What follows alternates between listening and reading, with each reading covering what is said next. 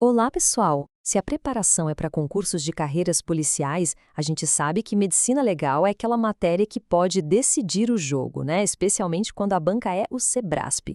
Então, nesta nossa análise, vamos direto ao ponto, sem enrolação e focar no que realmente cai na prova.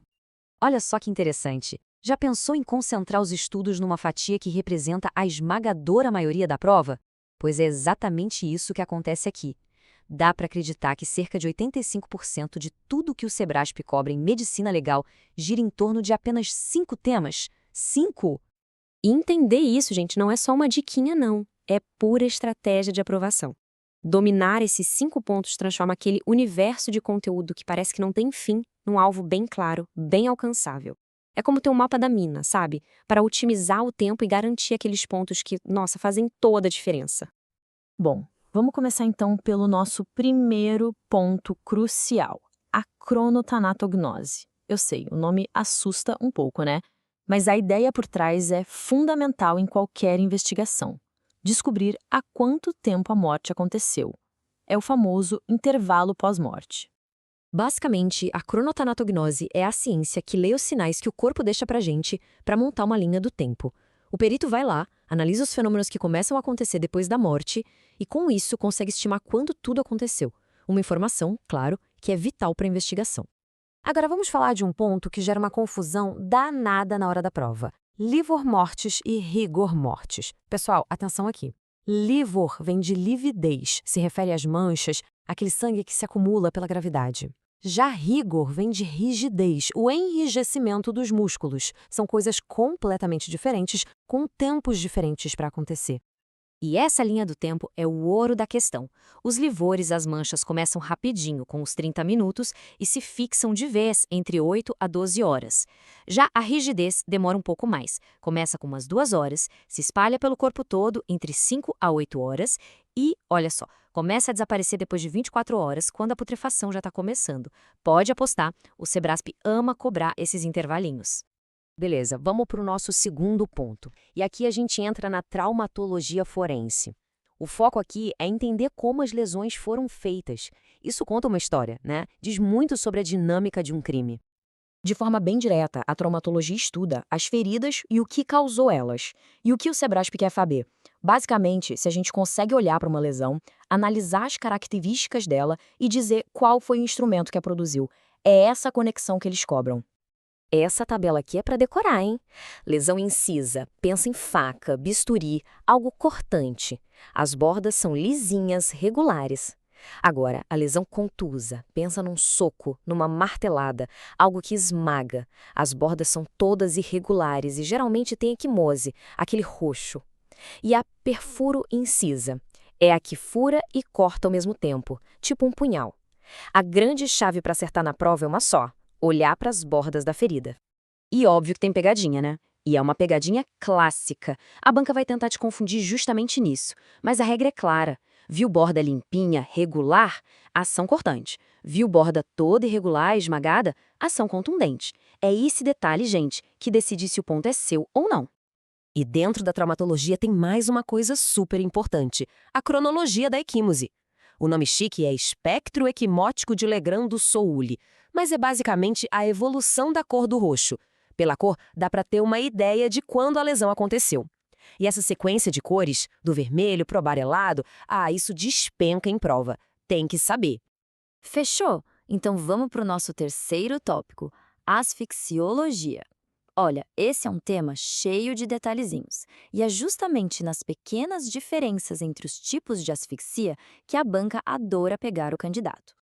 Asfixia, de um jeito bem simples, é quando alguma coisa impede a respiração. E para nossa prova, os dois mecanismos que a gente precisa dominar, mas dominar mesmo, são o enforcamento e o estrangulamento. Então tá, a pergunta de $1 milhão: qual a diferença entre enforcamento e estrangulamento? É simples, mas decisivo. No enforcamento, a força que aperta o pescoço é o próprio peso do corpo da pessoa. Já no estrangulamento, a força vem de fora, é outra pessoa ou um mecanismo que está apertando. E essa diferença no conceito vai gerar sinais totalmente diferentes na perícia.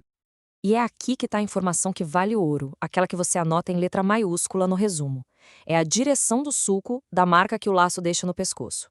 Se for enforcamento, o sulco vai ser oblíquo, meio de lado, subindo em direção ao nó. Se for estrangulamento, o sulco é reto horizontal. Essa é a diferença que o Sebrasp mais cobra. Tem que estar na ponta da língua. Seguindo o baile, vamos para o nosso quarto ponto. A gente volta a falar de tanatologia, só que agora o foco é nos fenômenos transformativos. Ou seja, o que acontece com o corpo depois que aqueles processos imediatos da morte, tipo o rigor e o livor, já passaram. A putrefação tem um roteiro, segue fases bem definidas. Tudo começa com a fase cromática, que é marcada pela famosa mancha verde de Brauardel. Depois, o corpo incha, é a fase gasosa. Em seguida, os tecidos começam a se dissolver, é a fase colicoativa. E por último, claro, a esqueletização. Esses prazos são estimativas, óbvio, mas eles ajudam muito o perito e, claro, caem na prova. E atenção que lá vem mais uma pegadinha clássica do Sebraspesp.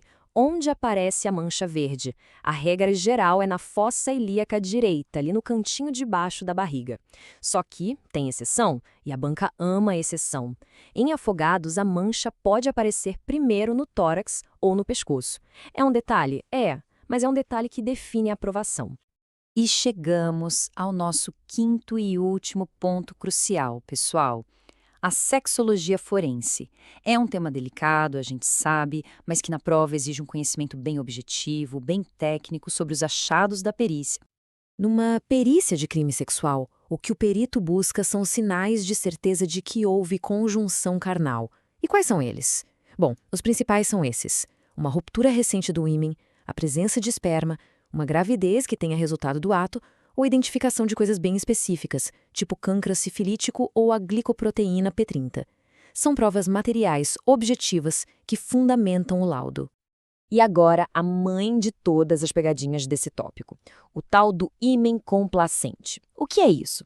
É um ímen mais elástico que pode não se romper, mesmo com a penetração. Então, qual é a conclusão? A ausência de uma lesão no ímen, sozinha, não exclui a conjunção carnal. E pode ter certeza, o Sebrasp simplesmente ama cobrar essa exceção.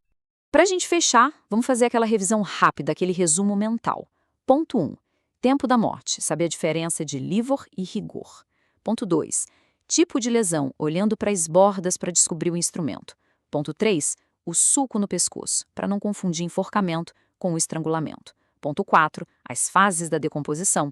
E ponto 5, os sinais objetivos nos crimes sexuais. E nunca, nunca esquecer do ímen complacente. Dominar esses 5 pilares, gente, é o caminho mais seguro para pontuar até. E agora, quero deixar uma reflexão. Desses 5 temas, qual deles é o que mais pega, o que mais dá trabalho nos estudos? Deixa aqui nos comentários, vamos trocar uma ideia. Afinal, focar na nossa dificuldade é o grande segredo para evoluir. Bons estudos e a gente se vê na próxima análise.